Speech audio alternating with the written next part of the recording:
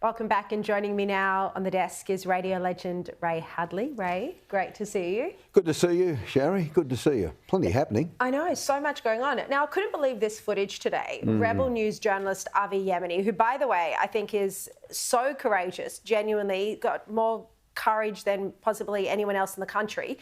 He confronted the owner of a hairdressing salon in Bentley, Victoria, after she refused to serve an Israeli customer. Now have a look at this.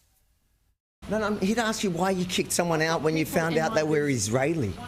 Why did you They were a baby killer. Now off. You also have a post that says, repost if trans people are welcome and safe with you. Are Jewish and Israeli trans people safe with you here? Hell yeah, look at my stickers.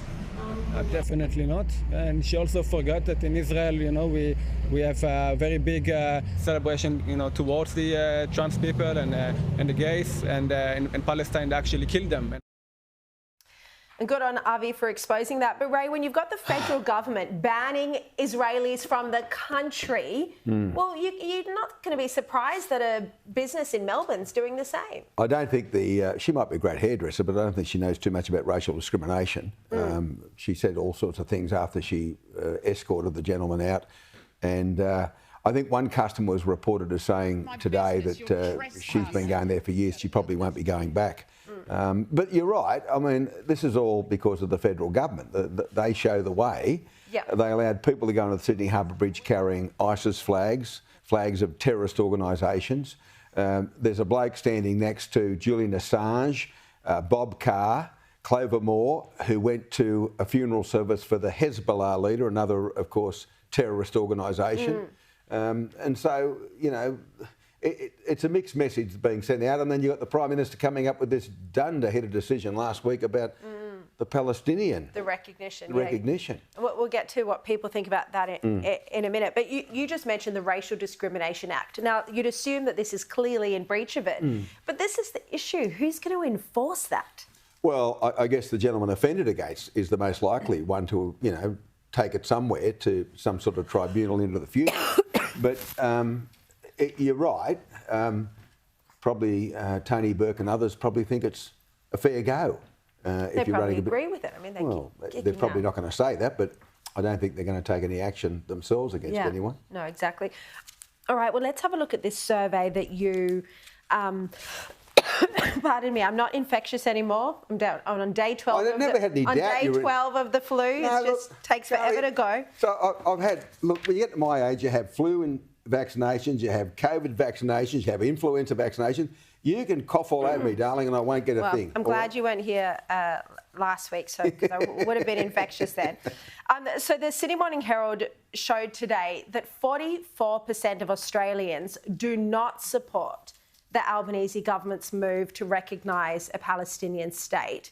Another 32% that Australia should wait until Hamas was removed from power, and only 24% backed it in. Well, I'm not going to blame Matthew Knott. He doesn't write the headlines. He factually reported what the poll said. But the headline on the front page of the Herald, 9 newspapers as they're now known, said there's been a swing in relation to the Prime Minister's decision. And they were suggesting that more people supported him than opposed him. Now, mathematics is not my strongest suit, but if 44% oppose it and 32% say, look, we can't support it unless you get rid of Hamas, and Hamas is still there, and 24% say he's right, well, the way I figure it, that's 76 to 24. It's not a swing towards the Prime Minister. However, he'll be emboldened by the various polls you've already spoken about today, but we will talk about that, I guess, in Susan Lee. I've been saying to you from day one, the day she was appointed, I mean, I don't dislike Susan Lee. I'm sure she's a lovely lady, but, my late mother was a lovely lady as well, but I wouldn't make her the leader of the Liberal Party. There's got to be more to it. Susan Lee she's got a problem with her profile. No one knows who she is, and those who do know who she is don't know what she represents. And people say, she's a new leader, so that they just don't know who she is. Yet she's been in the parliament for something like 2 decades. I mean, people should know who she is by now. She hasn't been a main player. That's the problem for her. The only time she became a household name was when you know, the travel rots that she got sacked for.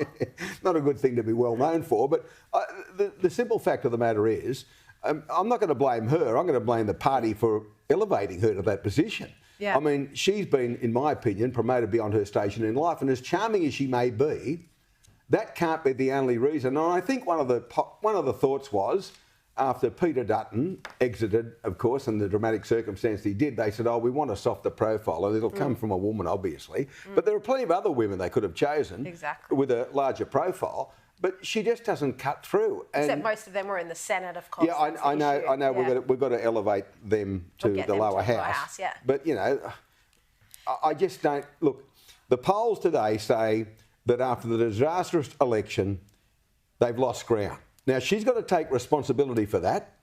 She has to solely take responsibility. They haven't enunciated their policies. She's wishy-washy about renewables. She hedges her bets about it. She can't make up her mind whether she's for it or against it.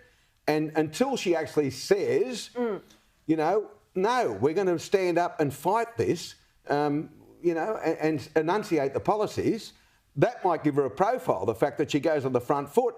Yeah. But I don't think she's capable of doing it. And do you agree with what I said earlier, that the party reflects the leader? And when you have a weak leader like this who doesn't have any convictions, as you've been saying, then that's what the people see about the Liberal Party as well. It's a replication of what we see in the New South Wales Liberal Party. I mean, exactly. All of a sudden, Mark Speakman in the last fortnight decided, I'm going to be strong and I'm going to shout down the cowards and all the rest of it.